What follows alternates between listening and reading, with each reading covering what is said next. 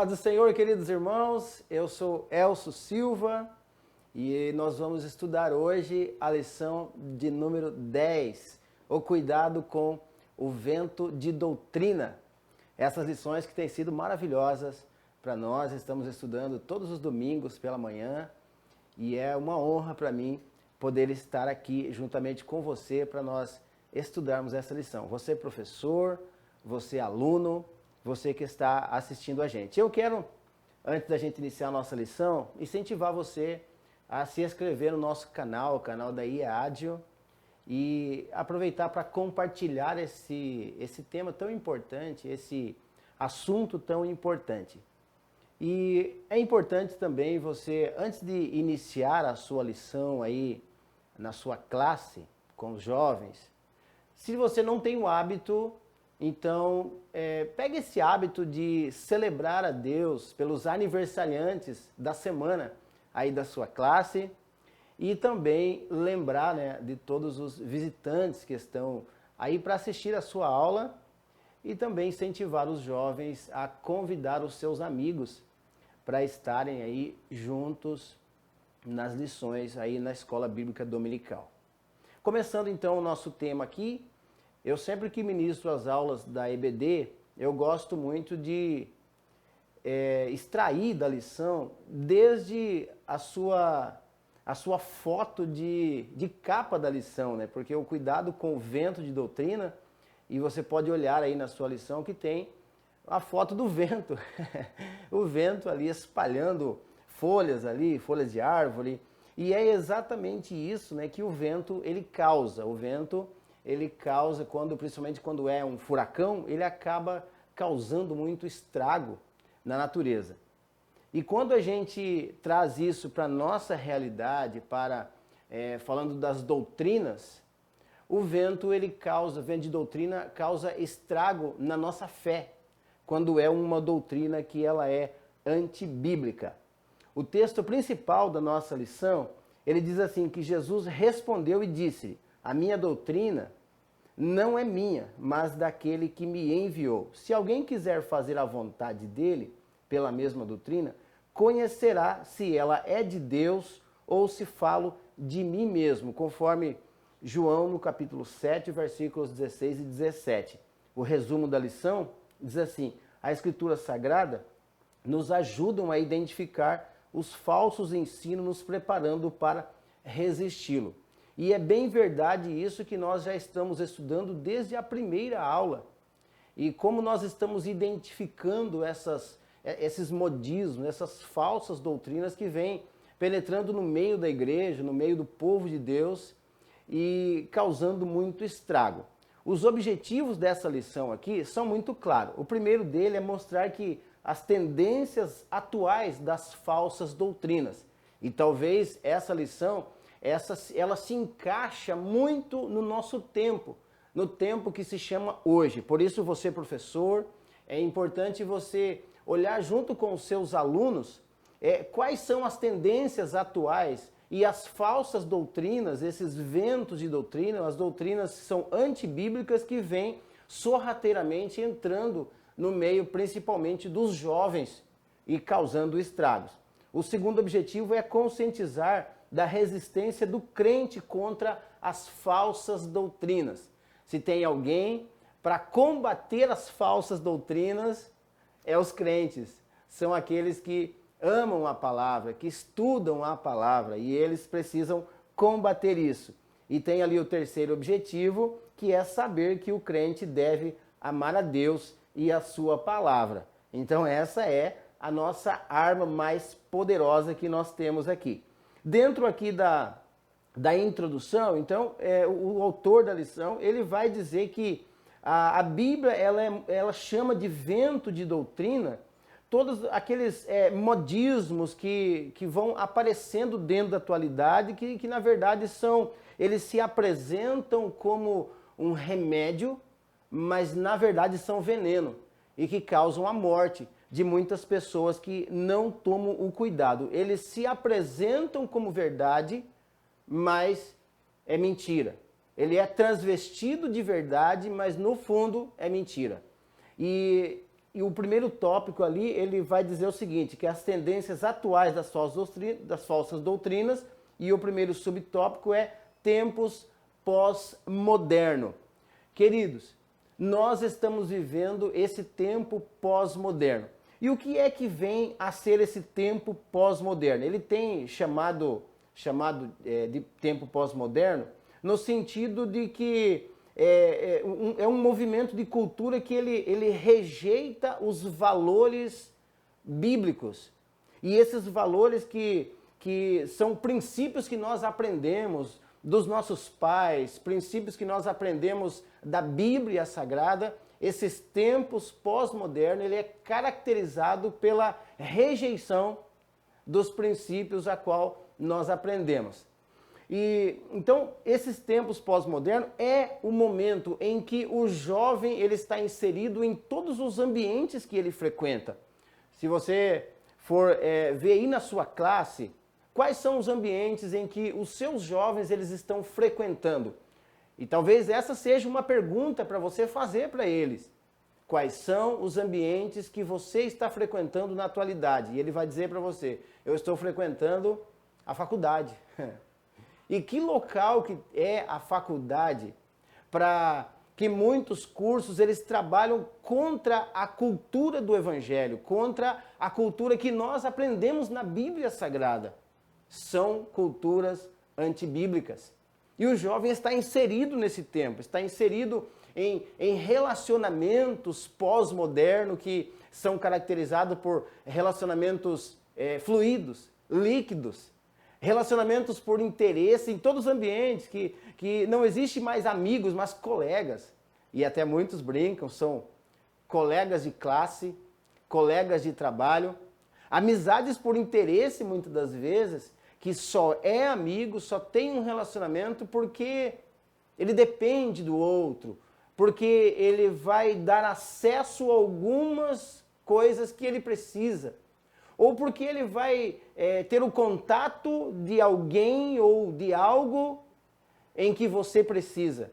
E por isso tem esse tipo de relacionamento. E isso é caracterizado relacionamento dos tempos pós-moderno. O segundo subtópico, ele vai dizer para nós que é tempos de desconstruções. A pós-modernidade ela foi disseminada, principalmente por alguns pensamentos teóricos que eles apresentam que a ideia que desse tempo ela busca trazer uma afronta à fé cristã. São esses tempos de desconstruções. Se você for fazer uma análise dos últimos dias que nós vivemos aqui no Brasil, foi o tempo de carnaval. E aí é uma boa reflexão para nós fazermos com os nossos jovens.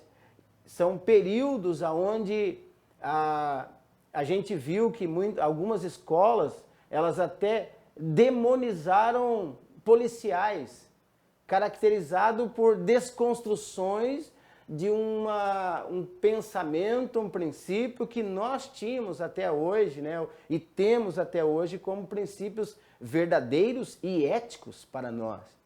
No entanto, eles vêm desconstruindo tudo aquilo que nós acreditamos. O terceiro subtópico ali diz a espiritualidade sem vida. É uma espiritualidade sem compromisso com a igreja local, o nosso autor ele vai dizer.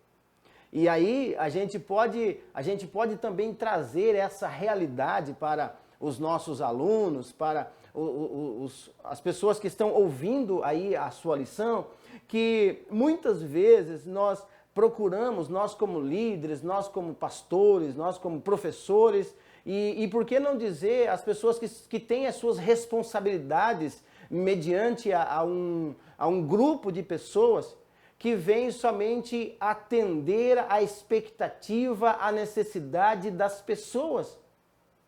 E às vezes negligenciam a verdade bíblica por atender o anseio das pessoas. Isso é espiritualidade sem vida. Na espiritualidade pós-moderna, é possível ter experiências sobrenaturais, mas sem compromisso com a verdade das Escrituras. E olha que interessante isso, nós fazermos essa análise junto com os nossos jovens na inversão de valores até mesmo. Porque o mundo atual, ele trabalha sempre contra a cultura do evangelho, a cultura bíblica que nós aprendemos. Então pense nisso, né? Pense nisso com os seus alunos aí, que com certeza vai ser uma aula muito abençoada. O nosso segundo tópico, ele vai relatar para nós, vai trazer para nós que é a resistência do crente. É o mundo a ser resistido. E aqui, queridos, eu até paro para incentivar você a fazer um desafio com esses jovens, a fazer um desafio com os seus alunos, que se tem alguém que precisa desafiar essa cultura que nós estamos vivendo, a cultura da pós-modernidade, a cultura das falsas doutrinas, a cultura daquilo que nós vemos conversando aqui, que é transvestido de amor, mas na verdade é ódio, que vem, se apresenta como remédio, mas é veneno. Se tem alguém que precisa resistir isso, combater essa mentira, é o crente, é você, é eu. E esse desafio, ele é lançado para todos nós. E a palavra mundo na Bíblia, ela vai trazer essa ideia, esse conjunto de valores que são apresentados pela sociedade mundana, né? Então, daqui vem a palavra do grego cosmos, que literalmente quer dizer que é algo ordenado. E ele assume também uma relação ali de um sistema ordenado, ou ainda dizendo mais diretamente, é um sistema mundano. Isso quer dizer o mundo quando a Bíblia fala sobre o cosmos, né? Mas, queridos, talvez a gente que está dentro dessa verdade, que estamos hoje aqui assistindo essa lição e aprendendo sobre isso, nós ainda não temos a total compreensão, e eu quero trazer isso a você, da nossa responsabilidade quanto à transmissão da verdade, quanto à transmissão da cultura do reino, da cultura bíblica, da cultura que nós aprendemos, dos nossos princípios e valores que nós aprendemos na Bíblia Sagrada. Eu não sei os ambientes em que você está inserido, mas com certeza lá você precisa transmitir essa cultura que você aprendeu. E essa é o desafio, esse é o desafio que eu quero deixar para você. Vá em frente quando a Bíblia diz que a igreja, ela é a coluna da verdade, que as portas do inferno não irão prevalecer contra a igreja, contra os jovens, contra você.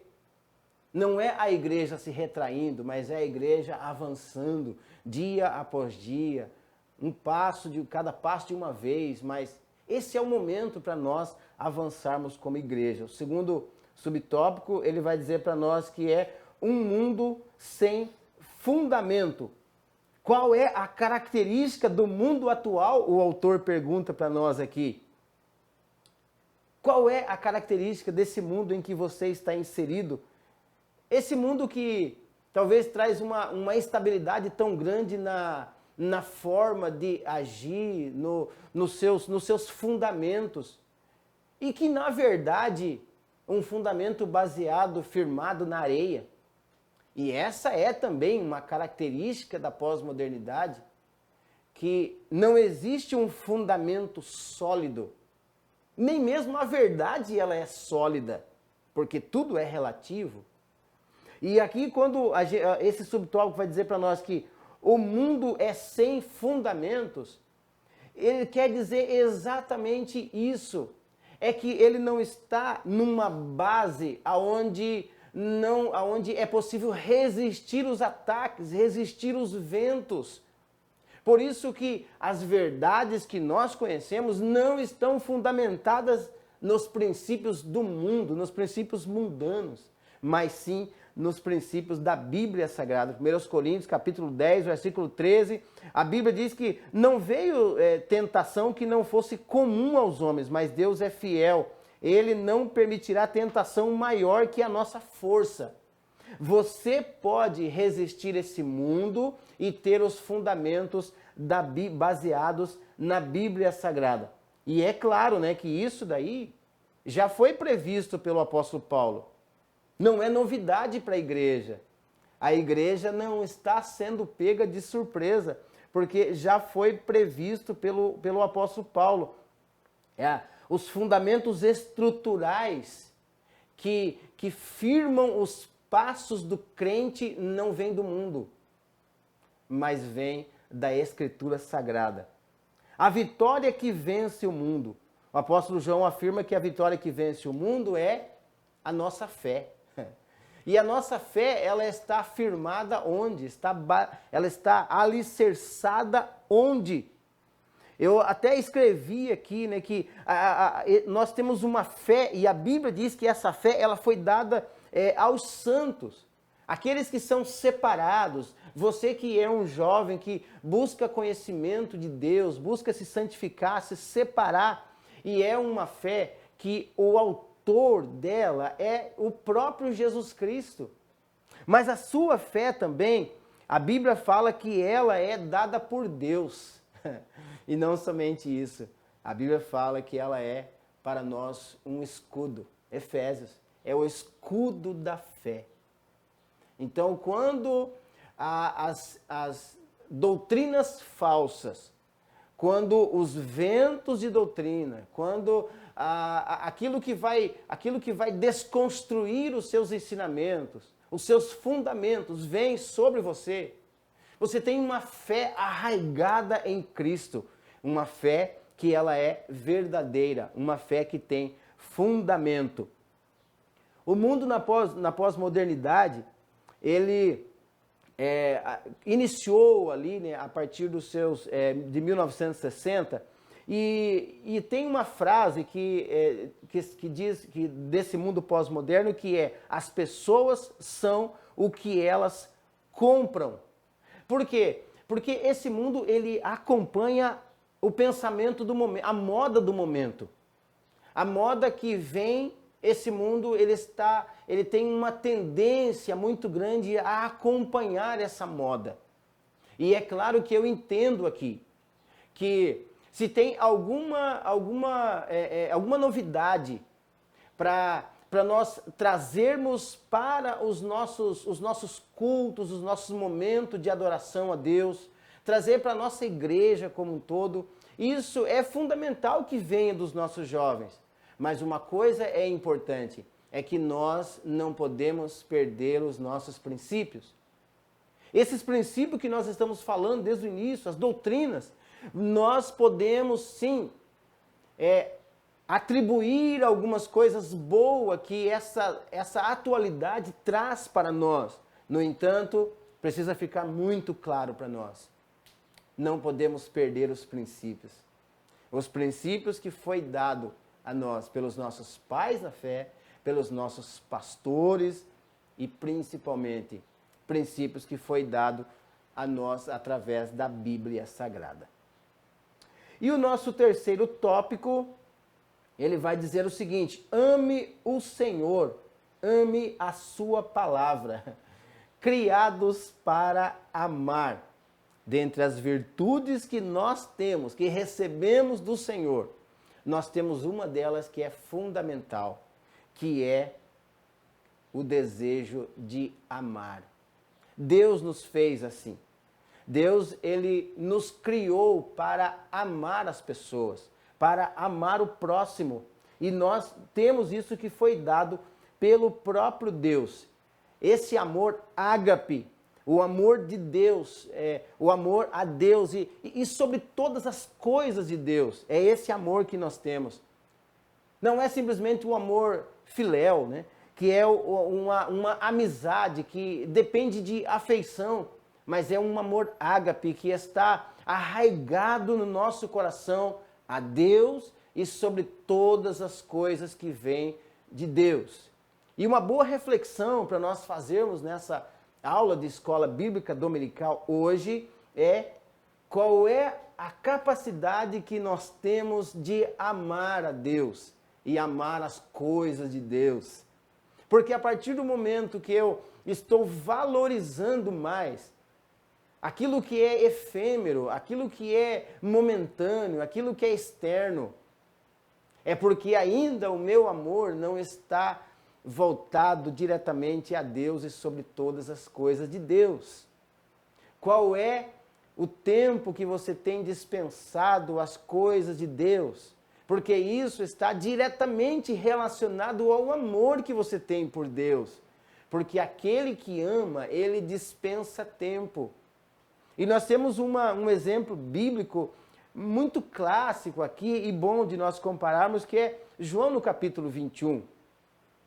Quando fala que Pedro ele passa a noite toda pescando e a noite toda ele não pegou nenhum peixe, não pegou nada naquela noite. Jesus já havia morrido, Jesus já havia sido crucificado e já tinha ressuscitado. E quando foi no outro dia pela manhã, Jesus encontra Pedro na praia.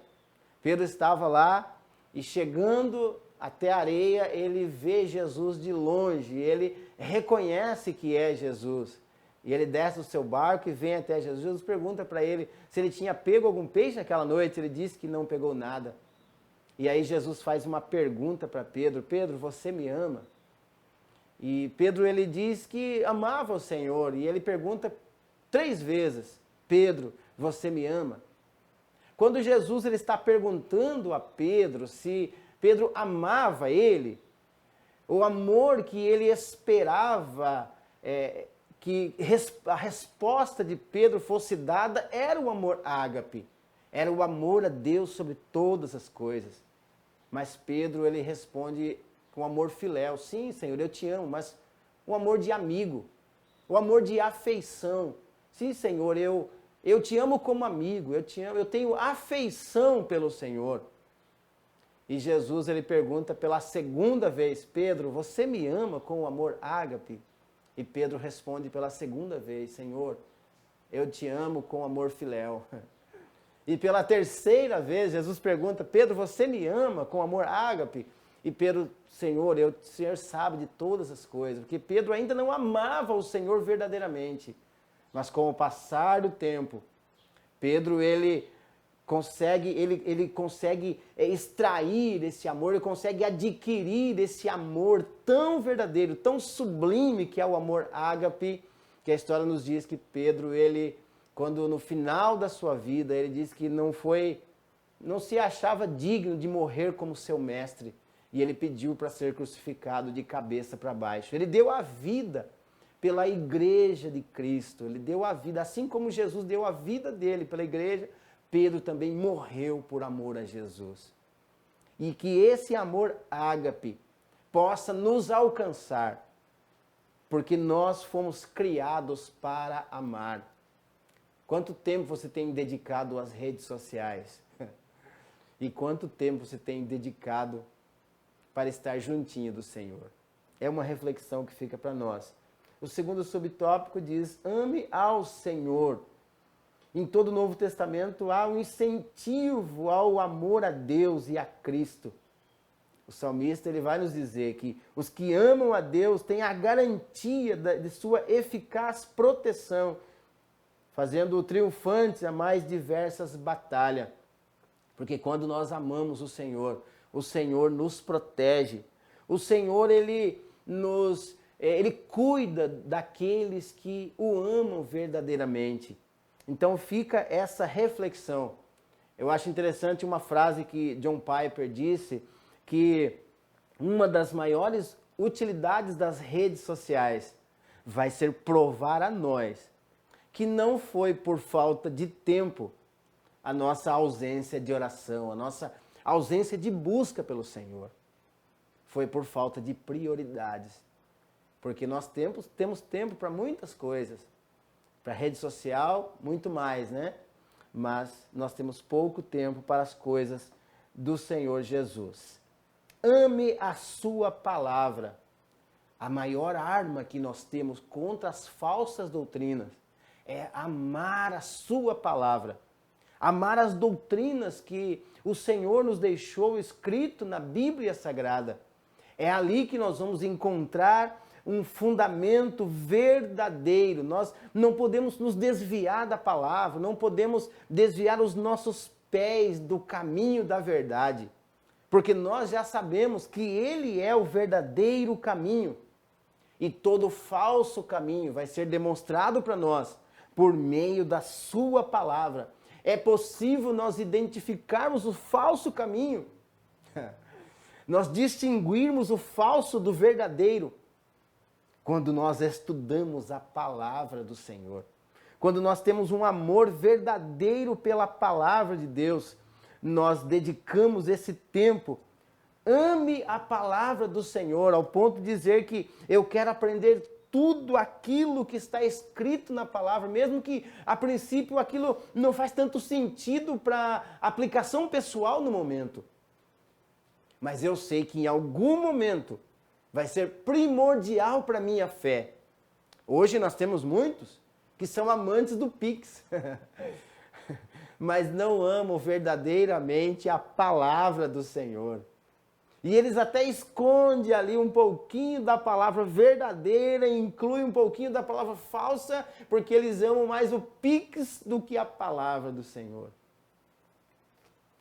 Nós só iremos conseguir distinguir esse caminho falso quando nós estudarmos a palavra do Senhor Jesus. Ela possibilita-nos a identificar o erro e fugir dos seus caminhos e, consequentemente, agradar o Senhor. Eu finalizo aqui contando uma parábola para você, que um dia um escritor ele estava lá, escreveu o seu livro, estava fazendo a dedicatória do seu livro, dando autógrafos, e ele vê na fila, muito longe, um amigo seu, uma pessoa muito conhecida, muito querida dele, e ele chamou o seu amigo, falou, não, você não precisa pegar fila, você é meu amigo. E ele pegou o livro e dedicou aquele livro, esse livro que eu escrevi, eu dedico ao meu amigo, e colocou o nome dele ali. Um ano depois, ele encontra novamente esse amigo. O que você acha? Qual foi a primeira pergunta que ele fez para o seu amigo? É essa mesmo. Você leu o meu livro? O que você achou do meu livro? Você gostou do meu livro? Eu tenho a impressão de que quando nós chegarmos lá no céu, o Senhor vai fazer essa pergunta para nós. Você leu o meu livro? O que você achou do meu livro? Você encontrou aquela palavra lá no meu livro que eu dediquei a você? E qual é a resposta que nós daremos ao Senhor? Ele escreveu um livro para nós. E esse livro se chama Bíblia Sagrada. Ele atravessou séculos, atravessou tempos e tempos e chegou até nós. O livro do Senhor. Aquele que está arraigado, fundamentado no livro de Deus, não vai ser levado por ventos de doutrina, porque ele tem um fundamento sólido. E a nossa conclusão, para nós finalizarmos aqui a nossa conclusão, ela vai dizer o seguinte: o diabo não desistiu de disseminar os desvios doutrinários no meio da igreja, com o intuito de promover o seu enfraquecimento espiritual. Então percebe-se que as suas formas são atualizadas conforme o tempo em que impõe a igreja o desafio de identificar as tendências atuais das falsas doutrinas. E essa lição, ela nos deu essa ampla visão, essa visão da atualidade, dos tempos pós-modernos, que representa a essência desses desvios e que somente por meio da fé genuína é que o crente resistirá aos ataques desse tempo. A igreja deve fortalecer a fé, renovar o seu amor para com Deus e a sua palavra. Então eu finalizo aqui que as pessoas que te afastam da palavra do Senhor, se afaste deles. Porque, consequentemente, eles também irão te afastar de Jesus. É loucura trazer para perto aqueles que te levam para longe dos propósitos que Deus estabeleceu para você. Deus te abençoe e até a nossa próxima lição.